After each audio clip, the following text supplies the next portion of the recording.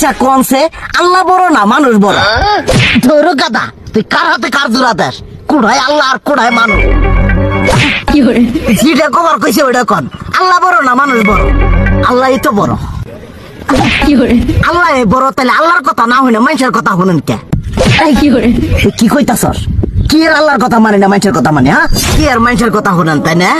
আমনে যে ওই দিনকে ডায়াবেটিসের রোগ নিয়ে যে হাসপাতালে গেলেন, ডাক্তার আপনারা কত কিছু খাবার না করলো, সব কিছু না খাই এখন চলতেছেন।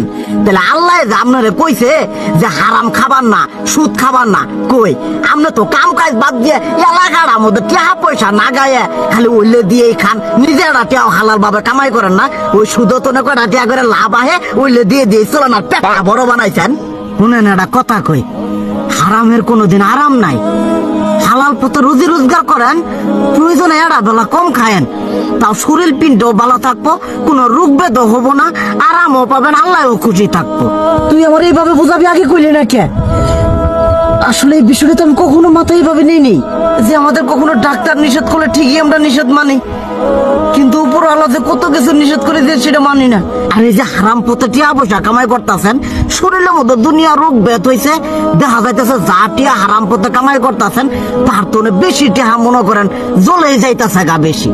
আজকের পর থেকে আমি আর এই হারাম সুদ খামো না, আমি হালাল পথে চলবো, হালাল টাকা পয়সা ইনকাম করবো। এতে করে যদি একবেলা কমও খাইতে হয় তবুও খামো, তবু আমি আর এই হারাম পথে চলবো না। আচ্ছা ঠিক আছে।